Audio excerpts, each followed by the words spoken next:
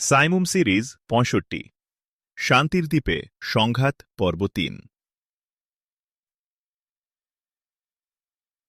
আহমদ মুসা যেদিন কোমোরো ও মাদাগাস্কার দ্বীপ হয়ে সুবর্ণ দ্বীপে পৌঁছার জন্য জাঞ্জিবার থেকে বের হল, তার আগের কথা। ঠিক কথা নয়, একটা ঘটনা। ঘটনার স্থান জান্নাতুল আরদ। সুবর্ণ দ্বীপের পূব পাশে প্রায় লাগোয়া একটা দ্বীপ জান্নাতুল আরদ। একটা ওভারব্রিজের দ্বারা সংযুক্ত জান্নাতুল আরদ মূল দ্বীপের সাথে। সুবর্ণ দ্বীপের চারদিকের সাগর শান্ত কয়েকশো বছর ধরে, কিন্তু জান্নাতুল আরদের সাগর আরও সুশান্ত।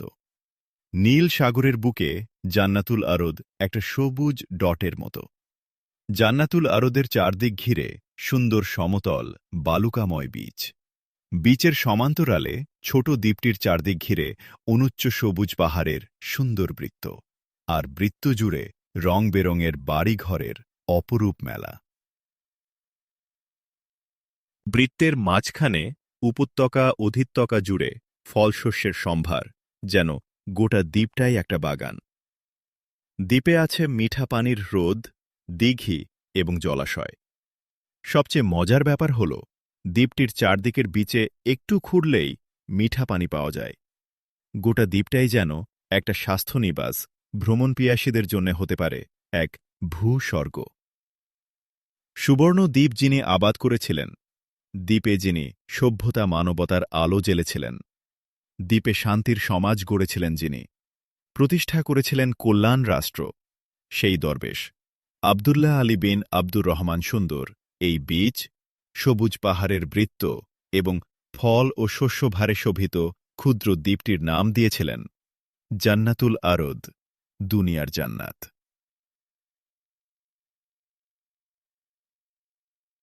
দুনিয়ার সেই জান্নাতকে অপরাধ এবং অপরাধীরা আজ জাহান্নামে পরিণত করেছে।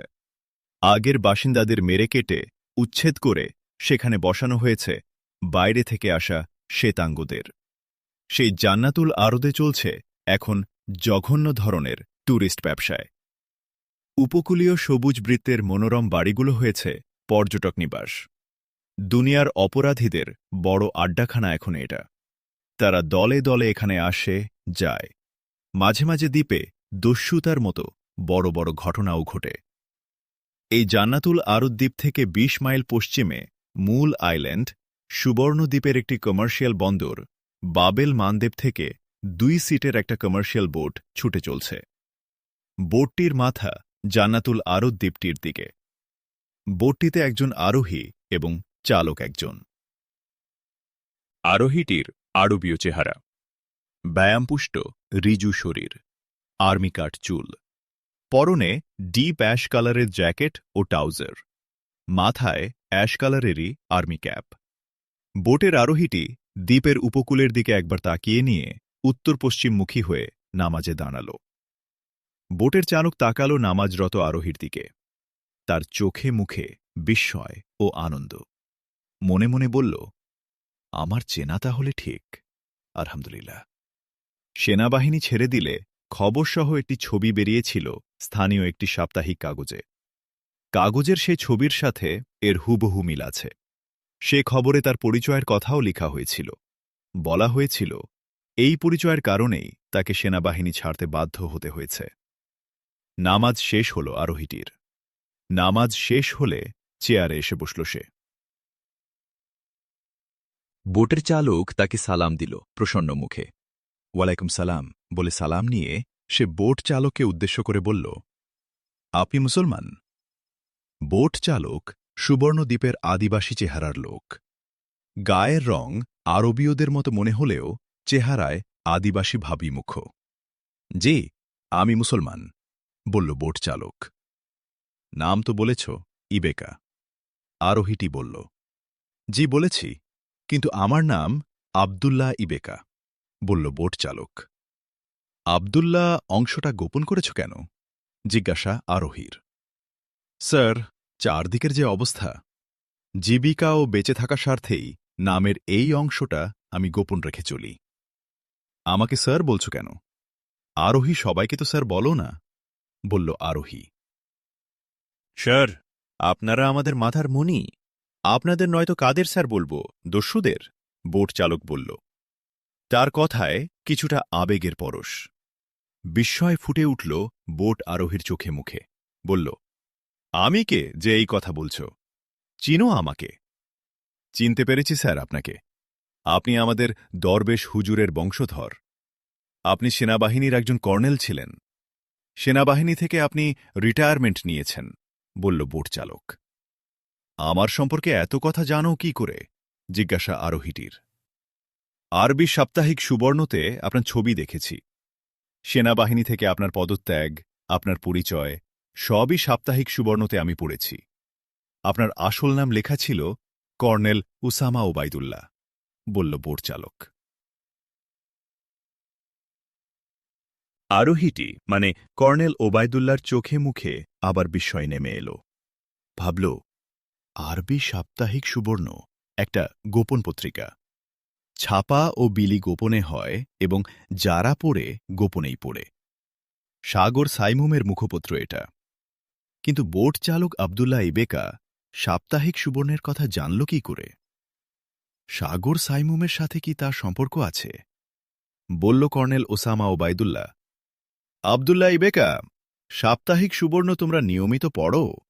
পাও কোথায়? আবদুল্লাহ ইবেকা একটুক্ষণ নীরব থাকল। তাকালো কর্নেল ওসামা ওবায়দুল্লাহর দিকে। বলল, আমাদের ওখানে নিয়মিত আসে, সেখান থেকে আমরা পড়ি। সাগর সাইমুম সম্বন্ধে তোমরা জানো? বলল কর্নেল ওসামা ওবায়দুল্লাহ। জি স্যার, জানি, আবদুল্লাহ ইবেকা বলল। কিভাবে জানো? তোমাদের কেউ সাগর সাইমুমের সাথে আছে? বলল কর্নেল ওসামা ওবায়দুল্লাহ। স্যার, আমাদের নেতা মানে সাগর সাইমুমের নেতা 00কে আপনি চেনেন, দেখেছেন স্যার? আবদুল্লাহ ইবেকা বলল। এক টুকরো হাসি ফুটে উঠল কর্নেল ওসামা ওবায়দুল্লাহর ঠোঁটে। 00 মানে ওসামা ওবায়দুল্লাহ। এই কর্নেল ওসামা ওবায়দুল্লাহ আবদুল্লাহ বিন জুবায়েরের নাতি এবং আবদুল্লাহ বিন জুবায়ের জলদস্যুরা সুবর্ণদ্বীপ দখলকালে বেঁচে যাওয়া নৌ কমান্ডারও দরবেশ আবদুল্লাহ আলী ইবনে আব্দুর রহমানের বংশধর জুবায়ের বিন আব্দুর রহমানের প্রপৌত্র। হ্যাঁ আবদুল্লাহ ইবেকা, তুমিও কি তাকে জানতে চাও, দেখতে চাও? আবদুল্লাহ ইবেকার প্রশ্নের উত্তরে বলল কর্নেল ওসামা ওবায়দুল্লাহ। না স্যার, উনি গোপনে আছেন, গোপনেই থাকুন। জলদস্যুদের সরকার মানুষের সরকার নয়। কিছু করতে হলে গোপনে থেকে সাবধানেই করতে হবে। আল্লাহ তাঁকে সাহায্য করুন। চালক আবদুল্লাহ ইবেকা বলল, আবদুল্লাহ ইবেকা, অপূরণীয় ক্ষতি তোমাদের হয়েছে। অনেক কষ্ট তোমরা করেছ, অনেক কষ্ট তোমরা এখনও করছ। আমাদের কারণেই তোমাদের কষ্ট আরও বেশি হয়েছে, বলল কর্নেল ওসামা ওবায়দুল্লাহ। আমরা আর কি কষ্ট করেছি? আপনাদের জন্য কি আর হয়েছে আমাদের?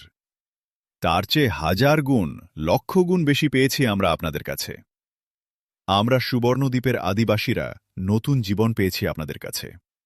আল্লাহর প্রিয় বান্দা মহান দরবেশ আব্দুল আলী বিন আব্দুর রহমান আমাদেরকে বুকে জড়িয়ে নিয়েছিলেন।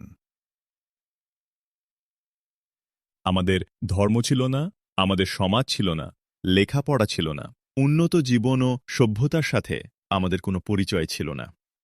আল্লাহর মহান দরবেশের কাছে আমরা সব পেয়েছি। আমরা কিন্তু তাঁকে কিছুই দেইনি, সব সময় সব কাজে তার সাথে থাকা ছাড়া। থামল আবদুল্লাহ ইবেকা। দীর্ঘ 800 বছর পরেও তোমরা দরবেশ আবদুল্লাহ আলী বিন আব্দুর রহমানকে এত ভালোবাসো, বলল কর্নেল ওসামা ওবায়দুল্লাহ। ভালোবাসব না স্যার, তিনি এবং তার উত্তরসূরিরা সবাই আমাদের ভালোবেসেছেন। আমেরিকা, অস্ট্রেলিয়ার মতো সভ্য দেশ তাদের আদিবাসীদের ধ্বংস করেছে। আদিবাসীদের যারা অবশিষ্ট আছে তাদেরকেও সংরক্ষণের নামে জনগণের মূল স্রোতে মিশতে না দিয়ে ধীরে ধীরে শেষ করে দিচ্ছে। অথচ মহান দরবেশ এবং তার সাথীরা আদিবাসীদেরকে তাদের সমকক্ষ মানুষ হিসেবে বুকে টেনে নেন।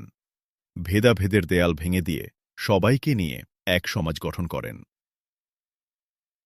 রাষ্ট্র পরিচালনার ক্ষেত্রেও আদিবাসীদেরকে মহান দরবেশ আরবদের সমান দায়িত্ব ও মর্যাদা দান করেন। আদিবাসীরা এখনও গর্বের সাথে স্মরণ করে যে মহান দরবেশের 2 ছেলে আদিবাসী মেয়েকে বিয়ে করেন। পরবর্তীতে অন্য আরবরাও দরবেশের এই দৃষ্টান্ত অনুসরণ করেন। ধীরে ধীরে আরব ও আদিবাসীদের মধ্যে বিয়ে একটা সাধারণ বিষয় হয়ে দাঁড়ায়। এইভাবে এই সুবর্ণ দ্বীপে আরব রক্ত ও আদিবাসীদের রক্ত একসাথে মিশে এক হয়ে গেছে। এমন অনন্য দৃষ্টান্ত পৃথিবীর অভিবাসী ইতিহাসের কোথাও নেই। এমন মানুষদের কি কেউ ভুলতে পারে? বলল আব্দুল্লাহ ইবেকা। তার কণ্ঠ আবেগে ভারী, চোখের কোণায় তার অশ্রু জমে উঠেছে। কর্নেল ওসামা ওবায়দুল্লাহ বলল, ধন্যবাদ আব্দুল্লাহ ইবেকা। মহানকে যারা মহান বলতে পারে তারাও মহান আব্দুল্লাহ ইবেকা। আমাদের সুবর্ণদ্বীপের আদিবাসীরাও মহৎ ও মহান মানুষ। একটু থেমেই কর্নেল ওসামা ওবায়দুল্লাহ বলল, আব্দুল্লাহ ইবেকা, তোমরা নীতি আদর্শ এবং দেশপ্রেমের উপর এবং জাতির প্রতি ভালোবাসার প্রতি অটল থাকতে গিয়ে অনেক ত্যাগ ও কষ্ট স্বীকার করেছ এবং এখনও করছ। এটা আমাকে খুব পীড়া দেয়। কিন্তু স্যার, বলল আব্দুল্লাহ ইবেকা, এই দস্যু সরকারের হাতে মহান দরবেশের উত্তরসূরি আপনাদেরকে আমাদের চেয়ে অনেক বেশি ভয়ঙ্কর অবস্থার মধ্যে দিয়ে আসতে হচ্ছে। আমি আমাদের প্রধানদের কাছে শুনেছি আপনাদের পরিবারের আপনার দাদা আব্দুল্লাহ বিন জুবায়ের ছাড়া আর কেউ বেঁচে ছিলেন না। কাউকে বাঁচিয়ে রাখা হয়নি। আমরা সকলে সব সময় প্রার্থনা করি, আল্লাহ আপনাদের মহান পরিবারের প্রতি সদয় হন। আপনাদের নেতৃত্বে আমাদের সকলের মুক্তির প্রচেষ্টা সফল হোক। সুবর্ণ দ্বীপে আবার সোনালি দিন ফিরে আসুক, বলল আব্দুল্লাহ ইবেকা। কর্নেল ওসামা ওবায়দুল্লাহ কিছুটা আনমনা হয়ে পড়েছিল। তার মনে পড়েছিল তার দাদার শিশুজীবন এবং বাল্য কৈশোরের কথা। সে মানুষ হয়েছিল ড্যান অ্যাডোফো নামের আফ্রো এশিয়ান চেহারার একজন খ্রিস্টান ভালো মানুষের সন্তান হিসাবে। তিনি একজন বড় ফল ব্যবসায়ী এবং দেশের সর্ববৃহৎ ফ্রুট প্রসেসিং কারখানার মালিক ছিলেন। তার বিশাল বাড়িতে সীমাহীন আদরের মধ্যে ননির পুতুলের মতো তার দাদা মানুষ হয়েছেন। দেশের সর্বোৎকৃষ্ট স্কুল কলেজে লেখাপড়া করেছেন তিনি। পিতা ড্যান অ্যাডোফোর তাকিদেই তিনি সেনাবাহিনীতে ভর্তি হন। যেদিন সেনাবাহিনীর অফিসার পদে কমিশন পেয়ে তিনি বাড়ি এলেন, সেদিন পিতা ড্যান অ্যাডোফো তাঁকে নিয়ে তার শোবার ঘরে গেলেন। দরজা বন্ধ করে দিয়ে তাকে নিয়ে বসলেন। একটা চেয়ারে দাদাকে তিনি বসালেন এবং নিজে বসলেন চেয়ারের নিচে মেঝের কার্পেটের উপর। দাদা আপত্তি করলে তিনি বললেন, আমার স্থান এখানে।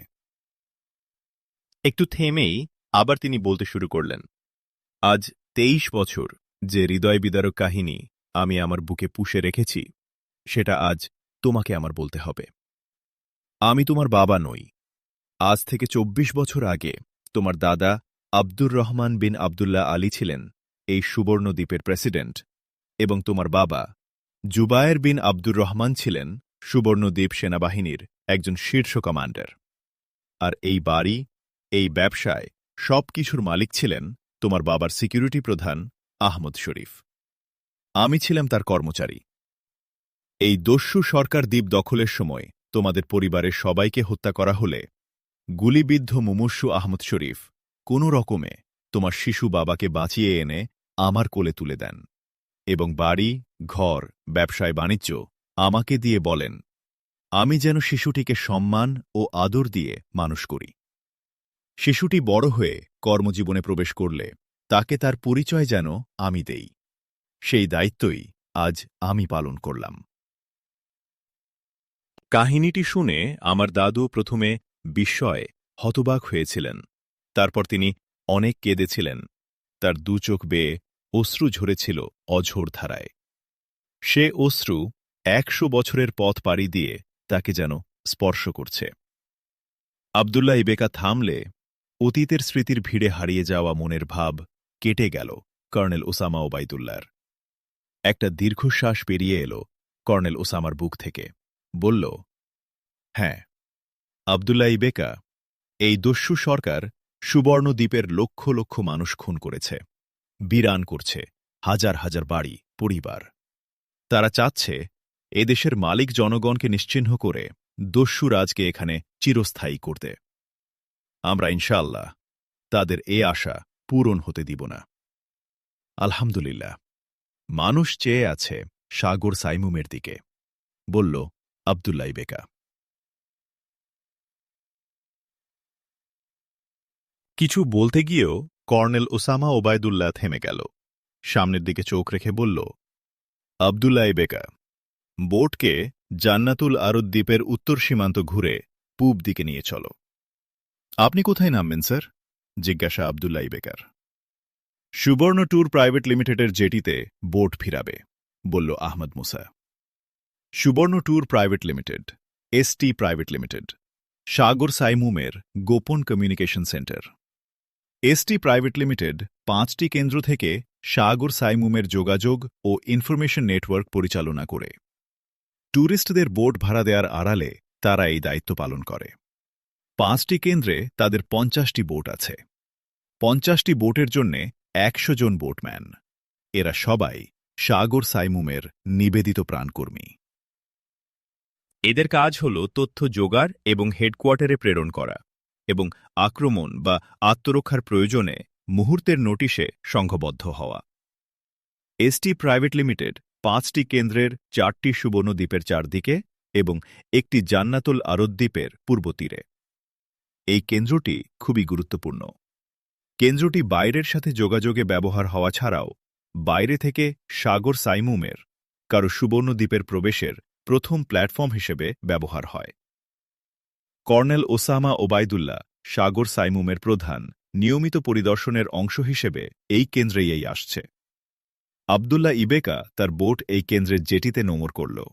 যদিও আবদুল্লাহ ইবেকা সাগর সাইমুমের কর্মী, তবু সাগর সাইমুমের এই গোপন কেন্দ্রের কথা সে জানে না।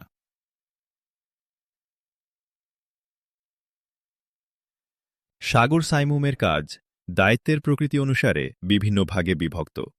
এক ভাগ অন্য ভাগের কথা জানে না, অন্য ভাগের কাউকে চিনেও না। সাগর সাইমুমের নেতৃত্ব ভার্টিক্যালি বিন্যস্ত। এক দায়িত্বশীল মাত্র তার উপরের দায়িত্বশীলকে ছাড়া আর কোনো দায়িত্বশীলকে চিনে না।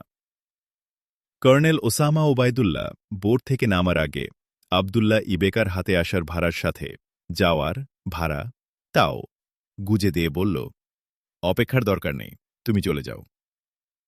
আবদুল্লাহ ইবেকা একবার টাকার দিকে তাকিয়ে বলল, স্যার, আপনার কাছে আমি ভাড়া নিতে পারব না, তার উপর আবার যাওয়ার ভাড়া, আমি নিতে পারব না স্যার। ভারী কণ্ঠ আবদুল্লাহ ইবেকার। আবদুল্লাহ ইবেকা, আমি তোমার সাথে আসা যাওয়ার চুক্তি করেছিলাম। চুক্তি অনুসারেই তোমাকে আমি টাকা দিয়েছি, অতএব। কর্নেল ওসামা ওবায়দুল্লাহর কথার মাঝখানেই আবদুল্লাহ ইবেকা বলল, স্যার, নিজের সাথে নিজের কোনো চুক্তি হয় না, আমাকে টাকা নিতে বলবেন না স্যার। দেখো, তুমি আমার ছোট ভাই। আমি বোট চালককে টাকা দেইনি, দিয়েছি আমার ছোট ভাইকে। বড় ভাই ছোট ভাইকে কিছু দিতে পারে কিনা? আবদুল্লাহ ইবেকা কিছু বলল না। আবেগে ভারী তার চোখ মুখ। তার 2 চোখ থেকে নেমে এলো 2 ফোঁটা অশ্রু। বলল, বড় ভাইয়ের দান আমি নিলাম স্যার, দোয়া করবেন। কর্নেল ওসামা ওবায়দুল্লাহ উঠে দাঁড়াল। আবদুল্লাহ ইবেকার মাথায় হাত বুলিয়ে বলল, আল্লাহ তোমাকে তার রহম ও করমের মধ্যে রাখুন। আল্লাহর বান্দাহুদের প্রতি দায়িত্ব পালনে আল্লাহ তোমাকে সব দিক দিয়ে যোগ্য করুন। বোট থেকে নেমে গেল কর্নেল ওসামা ওবায়দুল্লাহ। হাঁটতে লাগল অফিসের দিকে। Colonel Osama Obaidullah ST private লিমিটেডের গাড়িতে জান্নাতুল আরদের সেন্ট্রাল ট্যাক্সি স্ট্যান্ডের দিকে যাচ্ছে। সন্ধ্যা নামার বেশি দেরি নেই, রাস্তায় লোকজন কম। এ সময় লোকেরা ক্লাব রেস্তোরাঁয় বৈধ অবৈধ খেলায় মত্ত থাকে ট্যুরিস্টদের মতোই। কর্নেল ওসামার গাড়ি যাচ্ছিল একটা পার্কের পাশ দিয়ে। রাস্তার আরেক পাশে কয়েকটা ক্লাব রেস্টুরেন্ট। রাত দিন 24 ঘন্টা খোলা থাকে। এসব ক্লাবে নাচ, গান, জুয়া খেলা, খানাপিনা, বিশ্রাম সবই চলে। অতএব ক্লাবে আসে নানা ধরনের লোক। কেউ আসে নিছক খানাপিনার জন্যে, কেউ আসে নাচ গানের জন্যে, একটা বড় অংশ জুয়া খেলার জন্যে আসে। স্বল্প সময় বিশ্রামের জন্য রুম বা সিট ভাড়া নেয়ার ব্যবস্থা আছে। অতএব ক্লাবগুলো সব সময় জমজমাট থাকে। চলছিল কর্নেল ওসামার গাড়ি। কিছু উচ্চকণ্ঠ এবং চিৎকার, কান্নাকাঠির আওয়াজ শুনল colonel Osama Abdullah. Colonel Osama সামনে তাকাল। দেখল স্বর্ণকেশী একজন তরুণীকে টেনে হ্যাচড়ে মাইক্রোতে তোলা হচ্ছে। যারা তুলছে তারাও শ্বেতাঙ্গ, স্কিনহেডেডদের দৌরাত্ম্য সুবর্ণদ্বীপে ক্রমেই অপ্রতিরোধ্য হয়ে উঠছে, ভাবল কর্নেল ওসামা ওবায়দুল্লাহ। পাশ্চাত্যের স্কিনহেডেডদের মতোই সুবর্ণদ্বীপের স্কিনহেডেডরা। একটিই পার্থক্য, সেটা হল এরা বর্ণবাদী ও সন্ত্রাসী হবার সাথে সাথে এরা খুব বেশি স্বেচ্ছাচারী। কোনো আইন কানুনের তোয়াক্কা করে না এরা। অনেক সময় দ্বীপের শ্বেতাঙ্গ সরকারকেও তারা বিব্রত করে ফেলে। দ্বীপের শ্বেতাঙ্গ সরকারের স্থিতি, শীলতা, নিরাপত্তা এবং শ্বেতাঙ্গ দুনিয়ার স্বার্থে সরকার নিওনাজিদের দৌরাত্ম্য মেনে নেয়। ঘটনা দেখে কর্নেল ওসামার প্রথমেই মন যেটা বলল তা হল ওদের সেম সাইডের ব্যাপার, ওদিকে মনোযোগ না দেয়াই ভালো। কিন্তু মেয়েটির বাঁচার জন্যে চিৎকার মনের চিন্তাটিকে কোথায় যেন ডুবিয়ে দিল। মেয়েটির মানুষ পরিচয় তার কাছে আকাশ স্পর্শী হয়ে উঠল। অ্যাটেনশন হয়ে বসল কর্নেল ওসামা। গাড়ির গতি বাড়াতে যাচ্ছিল সে, কিন্তু দেখল সন্ত্রাসীদের গাড়িটা তার দিকেই আসছে। তার মানে সন্ত্রাসীরা সুবর্ণদ্বীপের দিকে যাবার জন্যে ওভারব্রিজের এক্সিট নিচ্ছে না, ওরা জলপথ ব্যবহার করবে। কর্নেল ওসামা ঠিক করল সন্ত্রাসীদের ঠেকানোর জন্যে এই জায়গাটাই সবচেয়ে অনুকূল। কোনো আক্রমণ ঠেকাবার জন্যে সন্ত্রাসীরা মানসিকভাবে অনেকখানি অপ্রস্তুত। আর কিছু বুঝে ওঠার আগেই ওদের উপর চড়াও হতে হবে। গাড়িটা ছুটে আসছে। রাস্তার মাঝখান বরাবর গাড়ি দাঁড় করিয়ে ফেলেছে, যেন ঘটনা দেখে বিমূঢ় হয়ে গাড়িটা থেমে গেছে। সন্ত্রাসীদের গাড়িও রাস্তার মাঝখান দিয়েই ছুটে আসছে। কর্নেল ওসামা সিটের আড়াল থেকে লেটেস্ট ভার্সনের ক্ষুদ্র কার্বাইন বের করে নিল। এ কার্বাইনের ব্যারেল থেকে সেকেন্ডে 40টি গুলির ঝাঁক বের হয়। গুলি অপেক্ষাকৃত ক্ষুদ্র ধরনের, কিন্তু গুলি কোথাও প্রবেশের পর বিস্ফোরিত হয়, সুতরাং ক্ষতি হয় ভয়াবহ ধরনের। আবার এ কার্বাইন থেকে সিঙ্গেল গুলি ছুড়বারও অপশন আছে। সন্ত্রাসীদের গাড়ি 100 গজের মধ্যে এসে পড়েছে। কর্নেল ওসামা দ্রুত একটা বোতাম টিপে সামনের উইন্ডস্ক্রিনের মধ্যের অংশটা সরিয়ে দিল এবং কার্বাইন তুলে নিয়ে সামনের গাড়িটা তাক করল। গাড়িটা তখন 50 গজের মধ্যে। কর্নেল ওসামা সন্ত্রাসীদের গাড়ির টায়ার তাক করে কার্বাইনের ট্রিগার চেপে ধরল। শতখানেক গুলির একটা ঝাঁক বেরিয়ে গিয়ে ঝাঁপিয়ে পড়ল গাড়ির মাথা এবং টায়ার এলাকার উপর। সঙ্গে সঙ্গে অনেক ক্ষুদ্র বিস্ফোরণ এবং টায়ার বিস্ফোরিত হবার শব্দ হল। উল্টে গেল গাড়ি। দুবার ডিগবাজি খেয়ে গাড়িটি কাত হয়ে দাঁড়িয়ে পড়ল। গাড়ি দাঁড়িয়ে পড়ার সাথে সাথে দুজন বেরিয়ে এসেছিল। তাদের চোখে আগুন। তারা সাথীদের সাহায্য করার বদলে পকেট থেকে রিভলভার বের করছিল। কর্নেল ওসামা রিভলভার বের করার সুযোগ তাদের দিল না। দুটি গুলি করল ধীরে সুস্থে। দুজনেই বুকে গুলিবিদ্ধ হয়ে ছিটকে পড়ল মাটিতে। কর্নেল ওসামা ছুটে গেল সন্ত্রাসীদের কাত হয়ে থাকা গাড়ির কাছে। উৎসুক কয়েকজন লোক একটু দূরে এসে দাঁড়িয়ে পড়েছিল। কর্নেল ওসামা তাদের কয়েকজনকে ডেকে মাইক্রোটাকে সোজা করে দাঁড় করাল। দ্রুত গাড়ির ভেতরে উকি দিল কর্নেল ওসামা। দেখল মেয়েটা উঠে বসছে, আর ভেতরে দুজন সন্ত্রাসীর, একজন ড্রাইভিং সিটে মারাত্মকভাবে আহত, অন্যজন সম্ভবত গুলিবিদ্ধ, সংজ্ঞাহীন। মেয়েটিকে দেখে বিস্মিত হল কর্নেল ওসামা, কিন্তু বিস্ময়টাকে বাড়তে দিল না। মেয়েটি উঠে দাঁড়িয়েছে। কপালে রক্ত মেয়েটির। মাইক্রোর দরজায় লক ছিল না, বন্ধ ছিল মাত্র। কর্নেল ওসামা টেনে দরজা খুলে ফেলল। মিস, আপনি ঠিক আছেন? হাঁটতে পারবেন? গাড়ির দরজায় দাঁড়িয়ে বলল কর্নেল ওসামা। মেয়েটি কর্নেল ওসামার দিকে পরিপূর্ণভাবে তাকাল। তার চোখে মুখে একটা চমকে উঠা ভাব ফুটে উঠল, কিন্তু মুহূর্তেই তা আবার মিলিয়ে গেল। বলল, পারব। কপাল ছাড়া বড় কোনো অসুবিধা কোথাও নেই। তাহলে প্লিজ বেরিয়ে আসুন, বলল কর্নেল ওসামা। মেয়েটি বেরিয়ে এল। দরজার সামনেই গুলিবিদ্ধ দুই সন্ত্রাসীর লাশ দেখল। বলল কর্নেল ওসামাকে, আপনি সন্ত্রাসীদের মাইক্রোতে গুলি করেছেন? এই সন্ত্রাসীদের কি আপনিই মেরেছেন? গাড়িতে গুলি না করে এদের না মেরে কোনো উপায় ছিল না, বলল কর্নেল ওসামা। গাড়ি না থামলে, এরা না মরলে আমি বাঁচতাম না। অনেক ধন্যবাদ আপনাকে। মেয়েটি বলল, আপনি এখন কোথায় যাবেন? আপনার কপালের আহত জায়গায় ফার্স্ট এইড এখনই দরকার, বলল কর্নেল ওসামা। আমি যাব সুবর্ণনগরীতে। ফার্স্ট এইড এখানে নয়, সুবর্ণনগরীতে যাবার পথে কোনো ক্লিনিকে যাওয়া যাবে, মেয়েটি বলল। কিভাবে যাবেন? ট্যাক্সি ডেকে দেব, বলল কর্নেল ওসামা। আমার গাড়ি আছে, মেয়েটি বলল। কোথায়? বলল কর্নেল ওসামা। জান্নাতুল আরদ রেস্টুরেন্টের পার্কিংয়ে, মেয়েটি বলল। এটা আমার গাড়ি, গাড়িতে উঠুন, আপনাকে গাড়িতে পৌঁছে দিচ্ছি, বলল কর্নেল ওসামা। মেয়েটি মুখ একটু নিচু করল, বলল, আমি একা এসেছি বটে, কিন্তু আমি এখন একা যেতে পারব না।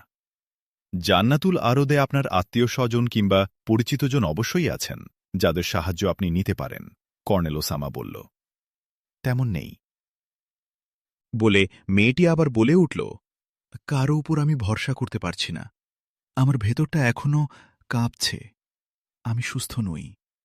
আর আমার এই অবস্থার কথা আমার আপনজন যারা আছেন তাদের আমি জানাতেও পারছি না, জানানো যায়ও না। আমি চাচ্ছি যা ঘটেছে তার ইতি এখানেই ঘটুক। এ ঘটনা নিয়ে আরও বড় ঘটনা ঘটার ভয় আমি করছি। তা যেন না ঘটে, সেটাই আমি চাচ্ছি। প্লিজ, আমি এই মুহূর্তে এ দ্বীপ ছাড়তে চাই। যারা এই ঘটনা ঘটিয়েছে তাদের প্রতিক্রিয়া সাংঘাতিক হতে পারে। আপনাকেও এখান থেকে সরে যাওয়া দরকার। প্রায় এক নিঃশ্বাসে কথাগুলো বলে থামল সে। তার কণ্ঠ উদ্বেগে ভরা। কর্নেল ওসামা আবার কিছুটা বিস্মিত হল, কিন্তু সে ব্যাপারে কোনো প্রশ্ন না তুলে বলল, চলুন আপনার গাড়িতে। আমি বলে দিচ্ছি, আমার গাড়িটা আমার লোকেরা নিয়ে যাবে, কর্নেল ওসামা বলল মেয়েটিকে লক্ষ্য করে। দুজনেই হাঁটতে লাগল। ঘটনাস্থল ক্লাব রেস্টুরেন্টের আউটার গেটের কাছাকাছি পার্ক করা ছিল মেয়েটির গাড়ি। মেয়েটি কোনো দিকে বা কারো দিকে না তাকিয়ে সোজা গিয়ে আনলক করল গাড়িটাকে। ড্রাইভিং সিটের সাথের দরজা খুলে কর্নেল ওসামাকে সেদিকে আমন্ত্রণ করল। কর্নেল ওসামা গিয়ে ড্রাইভিং সিটে বসল। মেয়েটি দরজা বন্ধ করে গাড়ির সামনের দিকটা ঘুরে ড্রাইভিং সিটের পাশের সিটে গিয়ে বসল। গাড়ি চলতে শুরু করল। ছুটল সুবর্ণদ্বীপের সাথে কানেক্টিং ব্রিজের দিকে। ব্রিজ পার হয়ে সুবর্ণনগরীগামী রোড ঘুরে ছুটছে গাড়ি। সুবর্ণনগরী সুবর্ণদ্বীপের রাজধানী। এখন এসব নাম সবই পাল্টে গেছে। সুবর্ণদ্বীপ হয়েছে ভিক্টর আইল্যান্ড, সুবর্ণনগরী হয়েছে গোল্ড সিটি। এমনকি প্রেসিডেন্ট বা রাজার বাড়ি সুবর্ণ হাউস হয়েছে ভিক্টরি হাউস।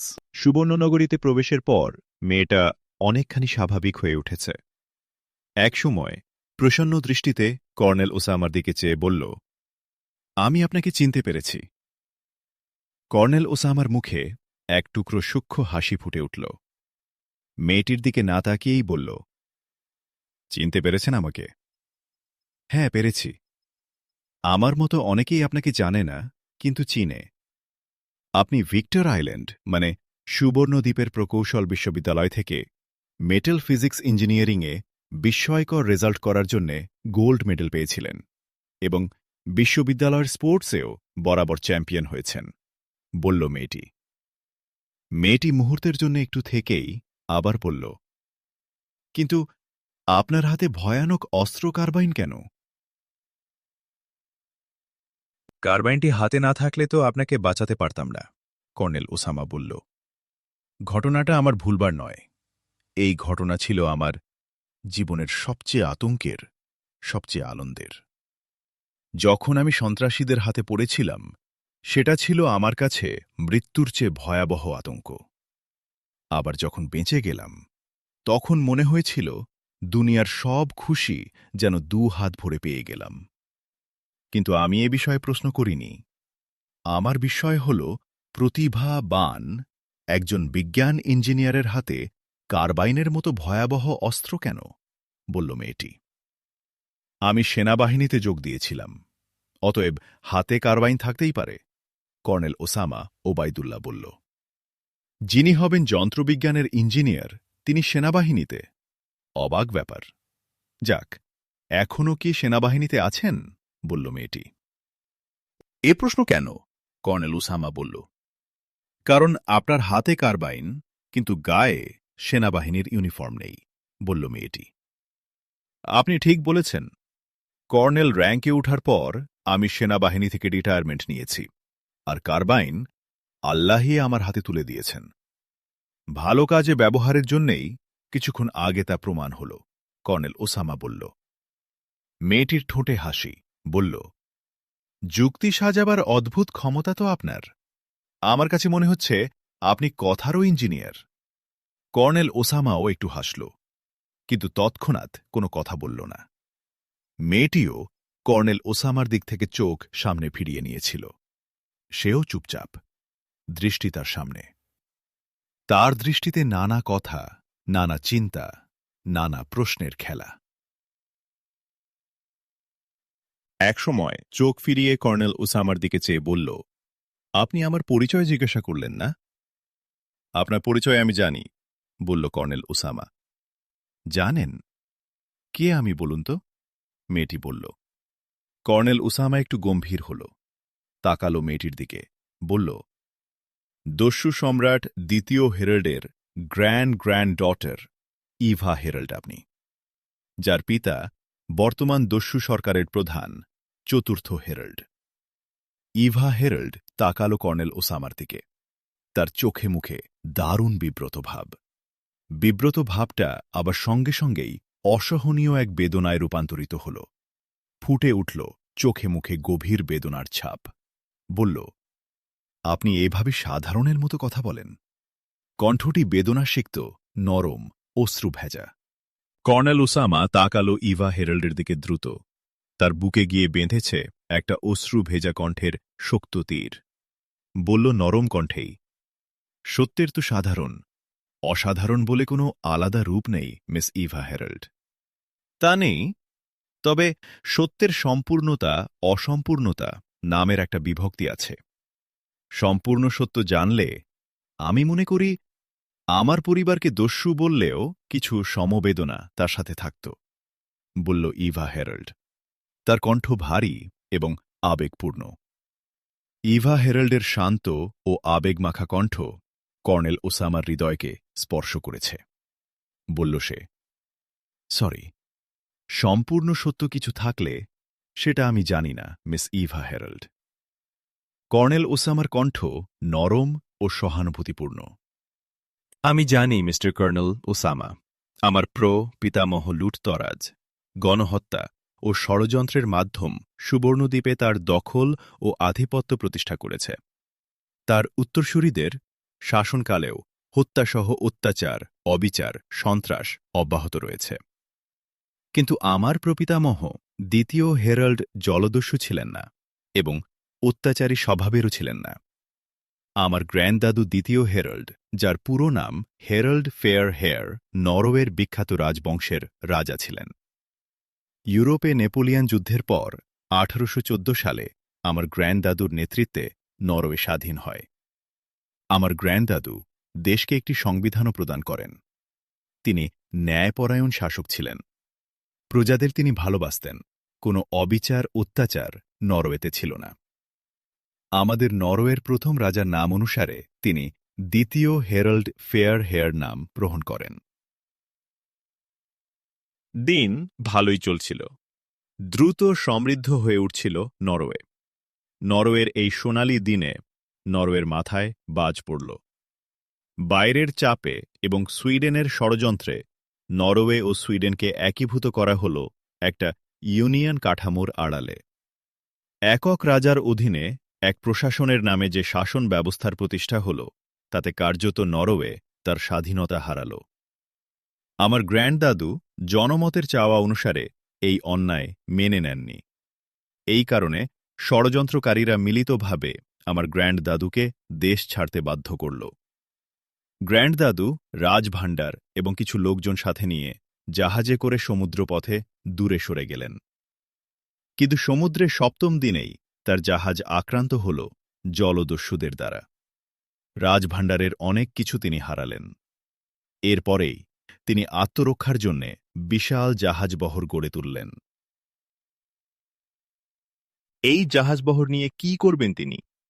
কোথাও জাহাজ নোঙর করার বা মাটিতে নামার মতো নিরাপদ বা আপন কোনো জায়গা ছিল না তার। কতদিন তিনি পানিতে ঘুরবেন? অবশেষে কি হবে তার? বাধ্য হয়ে তিনি জলদস্যু সিন্ডিকেটে যোগ দেন। কিন্তু তার লক্ষ্য ছিল দ্বীপ বা নিরাপদ কোনো স্থল এলাকা পেলে সেখানে তিনি বসতি গড়বেন।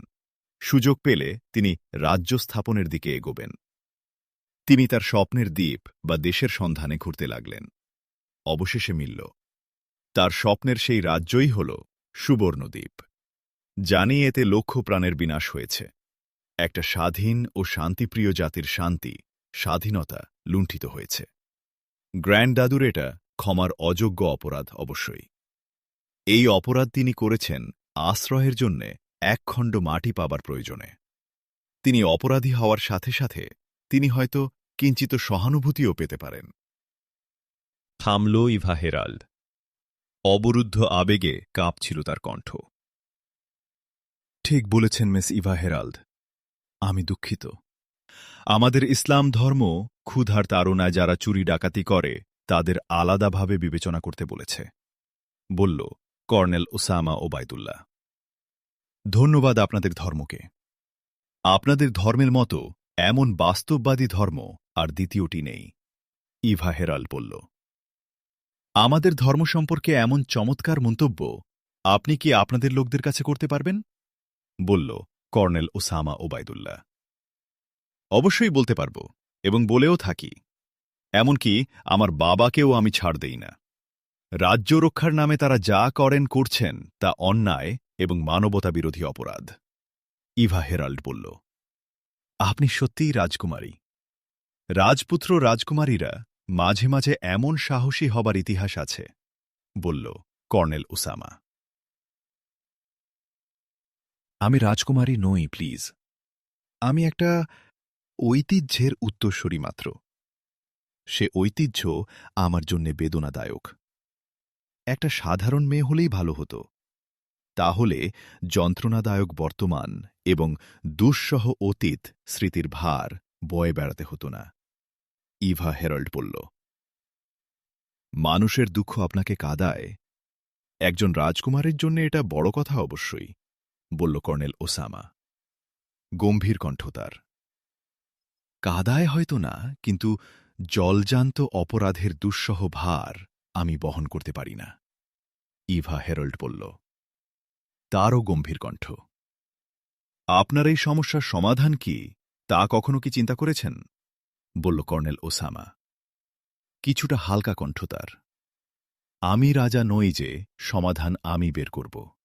আবার আমি মন্ত্রী উপদেষ্টাদের মতো পদাধিকারীও নই যে সমস্যা সমাধানের পরামর্শ দিতে পারব, ইভা হেরাল্ড বলল।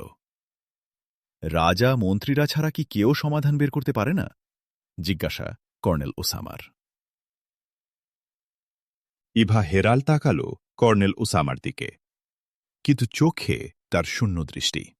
বলল, পারার কথা, কিন্তু তার জন্য যোগ্যতা ও সুযোগ প্রয়োজন।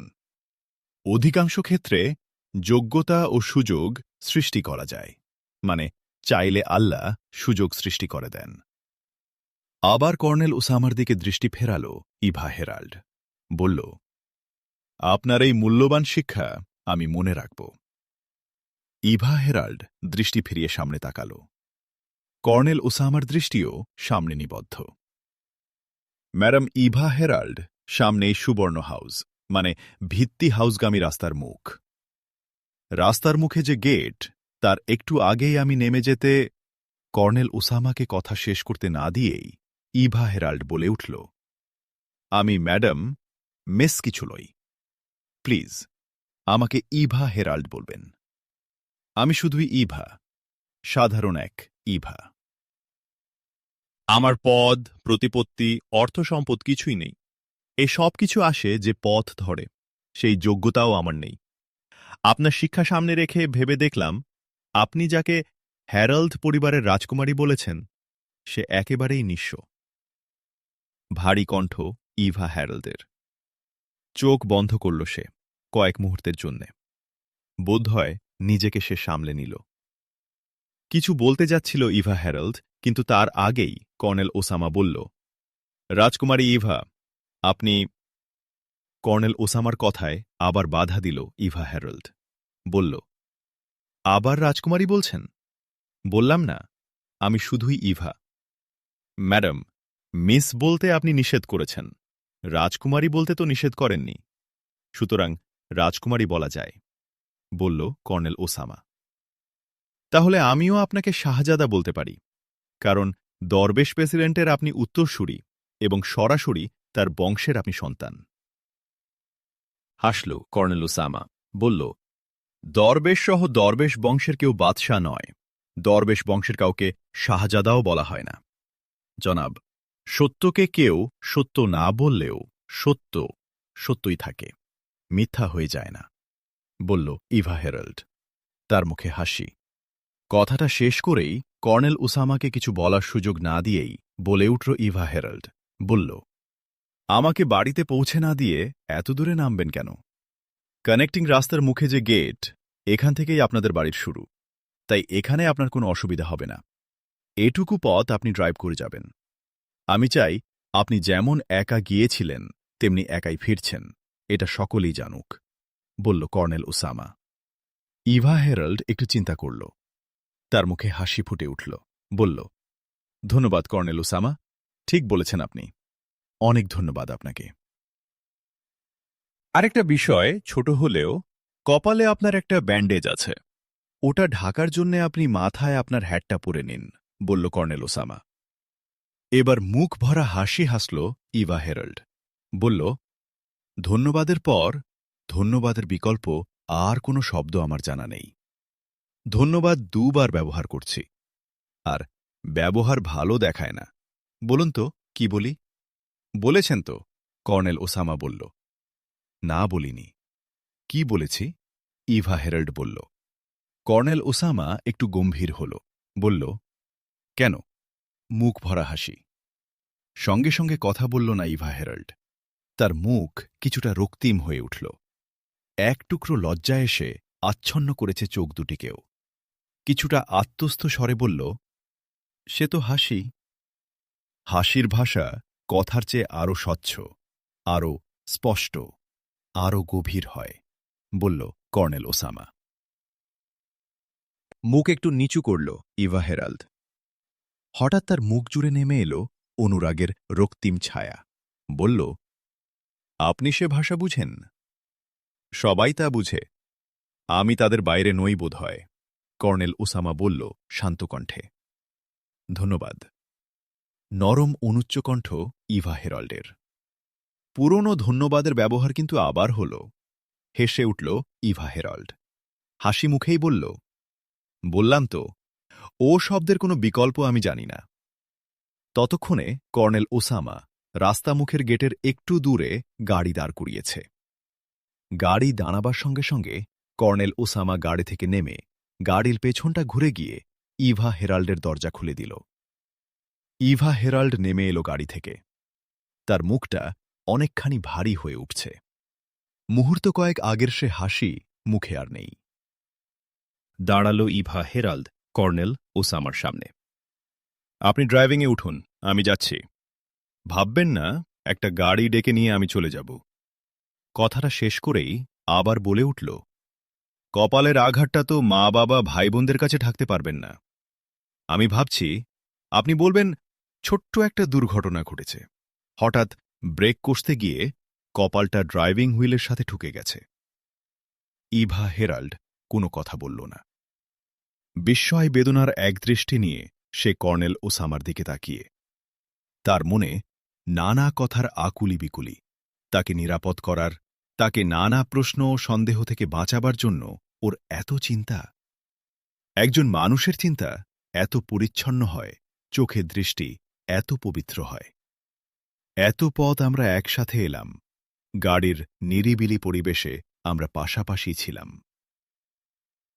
আমার এই দুটি চোখ তাকে বারবার দেখেছে, কিন্তু ও একবারও আমার চোখে চোখ রেখে কথা বলেনি।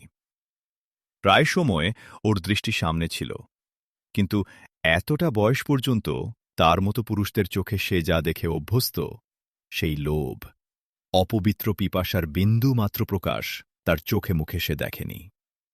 কি অপরূপ স্বচ্ছ, পবিত্র হীরের টুকরো মানুষ! অনেক মুসলমানকে সে চেনে, জানে, তাদের তো এমন দেখেনি সে। আদর্শনিষ্ঠ মুসলমানরা কি তাহলে এমনই হয়? এসব চিন্তায় নির্বাক, বাকহারা হয়ে পড়েছিল ইভা হেরাল্ড। তাহলে চলি আমি, বলল কর্নেল ওসামা। চমকে উঠে সম্বিত যেন ফিরে পেল ইভা হেরাল্ড। নিজেকে সামলে নিয়ে আবার চোখ তুলে তাকাল ইভা হেরাল্ড কর্নেল ওসামার দিকে। চোখ মুখ জুড়ে বেদনার প্রকাশ। বলল, মেহমান বাড়িতে এলে তাদের যাবার সময় বলতে হয়, আবার আসবেন। আমি আপনাকে আসতে বলতে পারি? অবশ্যই পারেন, সুযোগ পেলে আসতে পারি, বলল কর্নেল ওসামা। মনে মনে ভাবল, প্রেসিডেন্টের মেয়ের সাথে জানাশোনা সাগর সাইমুমকে সাহায্য করতে পারে। আর সুযোগ না পেলে? ইভা হেরল্ড বলল, সুযোগ না পেলে তো আপনিও দেখা করতে পারবেন না। অতএব দুজনের অবস্থা সমান সমান, বলল কর্নেল ওসামা। বেদনা বিজৃত ইভা হেরল্ডের ঠোঁটে এক টুকরো হাসি ফুটে উঠল। বলল, আপনার কাজ ও বুদ্ধির মতো কথাও অপরূপ। ধন্যবাদ, ধন্যবাদ, বলে বিদায় নিয়ে চলতে শুরু করেই কর্নেল ওসামা ঘুরে দাঁড়াল। বলল, একটা সত্য আপনাকে বলে যাই। আমার যে নাম ভিক্টর ম্যাথিয়াস আপনি জানতেন, সেটা আমার আসল নাম ছিল না। আমার নাম ওসামা ওবায়দুল্লাহ, যা আপনি কোনোভাবে জেনেছেন। যেহেতু এ নাম নিয়ে ইঞ্জিনিয়ারিং বিশ্ববিদ্যালয়ে ভর্তি হওয়া যেত না, তাই আমাকে ভিক্টর ম্যাথিয়াস নাম নিতে হয়েছিল। সেনাবাহিনীতে ভর্তির সময়ও এ নাম ব্যবহার করেছি। এ সত্যটা আপনার জানা থাকা উচিত, তাই বললাম, বলে যাবার জন্যে আবার ঘুরে দাঁড়াল। ইভা হেরাল্ডের চোখ মুখ প্রসন্নতায় উজ্জ্বল হয়ে উঠল। ঘুরে দাঁড়ানো কর্নেল ওসামাকে লক্ষ্য করে একটু উচ্চকণ্ঠে বলল, শুনুন, ভিক্টর ম্যাথিয়াস এবং ওসামা ওবায়দুল্লার মধ্যে আমি কোনো পার্থক্য করি না। ওসামা ওবায়দুল্লাহ মাথাটা একটু পেছন দিকে ঘুরিয়ে বলল, ধন্যবাদ। হাঁটতে লাগল হাত তুলে দাঁড় করানো একটা ট্যাক্সির দিকে। ট্যাক্সিটি চলতে শুরু না করা পর্যন্ত ইভা হেরাল্ড দাঁড়িয়ে থাকল ট্যাক্সির দিকে তাকিয়ে। তার চোখ মুখে বেদনার ছাপ আরও গভীর হয়েছে। তার বুকের কোথায় যেন এক অপরিচিত কষ্ট, কষ্টকর এক নাড়ি ছেনা টান তাতে।